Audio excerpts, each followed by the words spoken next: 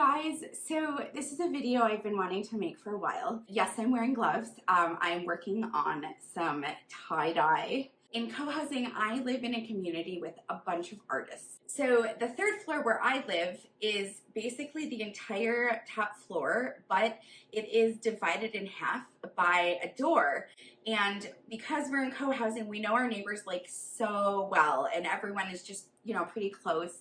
Anyways, our neighbor next door, she moved in this spring. She offered very generously to me to be able to use this space to do art stuff.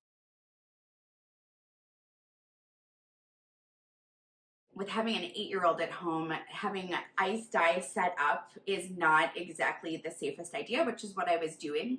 One of the things that I have been playing with since COVID began is starting a tie-dye, ice dye business. I know that seems like silly. I've really loved tie-dye since I was a kid. There's a tie-dye shirt I used to live in from the age of 12 until about the age of, I think, about 19 or 20, something like that. And it was really worn out by the time it reached its demise. So when COVID happened, we were at home a lot and I needed activities to do with my child. One of the things that I thought would be cool to do with her was just some ice dye. I'd always wanted to do it. And now that we were stuck at home, I needed activities for her. So I started doing some ice dye at home, and I used to set up a table. It really started as a once in a while thing. And then people in the community were like, hey, we've got white shirts, which is cool because then my daughter could practice on, like old t-shirts and stuff. It turns out that they turned out really cool. And then I started spending some time just doing my own shirts for fun for friends. And it turns out I'm really good at tie-dye. And I mean, I've always liked working with colors. I've always been creative. I think there's sort of this thought that like, I'm not just a violinist, like I can do art and other things and create in other ways too. And that's been actually really liberating. So my neighbor who lives next door to us, whose guest room I'm using, she had some shirts that she had me tie-dye. I ended up doing some Galaxy shirts. And anyways, they turned out amazing. Like I blew my own self away.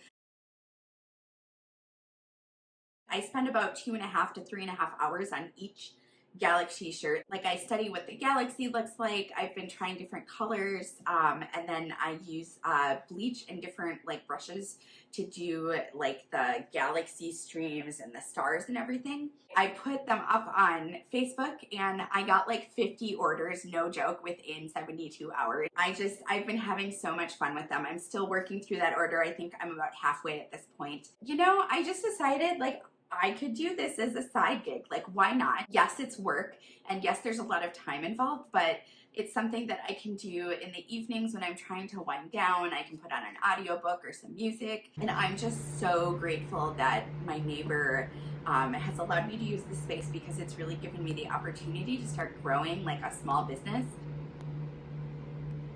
I also use thrifted and secondhand items. I've had so much fun going to the thrift stores and like searching for like hilarious and funky shirts. I'm doing some band shirts right now. Sorry, they're soaking right here in soda ash. I'm actually just waiting for them to finish so that I can continue on. It's been so much fun and I've really enjoyed it, and I like having the freedom to be able to do this. Anyways, I do have an Etsy. I'll put my name down below. I do have an Instagram just for the art stuff. I'm so grateful that I live in a community where we don't just share space, but we also share advice, especially from other experienced artists.